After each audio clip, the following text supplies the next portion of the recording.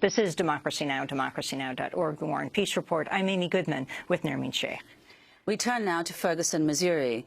Voters went to the polls Tuesday for the first time since last year's police fatal shooting of unarmed black teenager Michael Brown spawned nationwide protests. On Tuesday, residents elected two new African-American candidates, Ella Jones and Wesley Bell, to the city council. This means for the first time in Ferguson's 120-year history, half of the city council will be African-American. Until now, Dwayne James was the only African member of the city council, even though Ferguson is about 60% black. When Michael Brown was killed last August, Ferguson's mayor, the police chief, the city manager, and the municipal judge were all white. Since the shooting, all but the mayor have resigned. The newly elected city council members will be charged with hiring their replacements. Well, for more, we go to St. Louis, where we're joined for an update by Patricia Bynes, Democratic committee woman of Ferguson Township. She helped register residents and get out the vote and served as campaign manager for two of the candidates who ran. Welcome back to Democracy Now! Can you talk about the significance of this victory? Good morning. Thank you. There has been an incredible win on behalf of the community and for the candidates. For the very first time, there's an African-American woman sitting on the Ferguson City Council. And even though we're still talking about firsts in 2015 for women and for African-Americans, this was clearly huge for a city with the type of history that it has. And the amount of turnout, the amount of interest, and the people that came out to vote, I think this says something very good about the community in wanting to step up and get involved. Could you say something more, Patricia Bynes, about the turnout? How many people turned out, and who was involved in getting people to know, first of all, that these elections were taking place, and then to vote? Absolutely. So I believe we had about a 30% voter turnout, which is a much larger increase than in the past for April elections. There seems to be such very low voter turnout in some of the elections in the past where not even 100 people in certain wards would come out and vote. So there were several groups and organizations that were involved in making sure that the people who lived in Ferguson knew that there was an election. And there are people who are all over the country who can certainly take credit for making sure that they help get people out to vote. Ever since August, there's been a huge, huge interest in making sure that anybody who was not able to register to vote had a voter registration card in front of them. But the story of Ferguson has never really been about voter registration. People have been registered. They just have not gotten out to vote. So the NAACP was involved.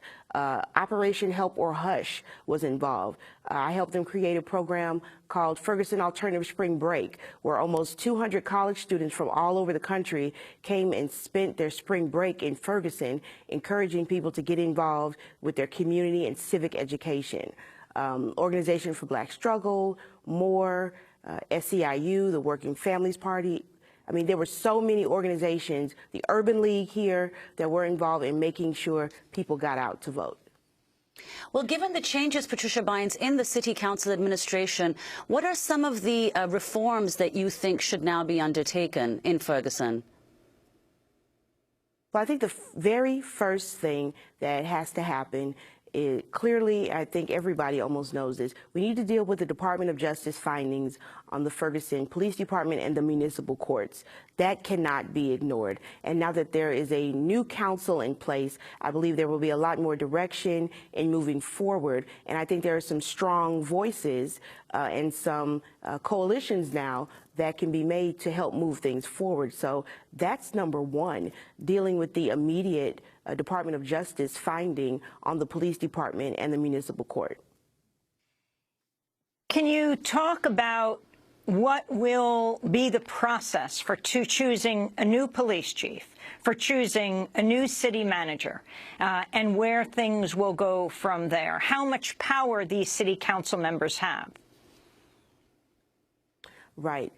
So currently right now, I know that there's a national search going on for both.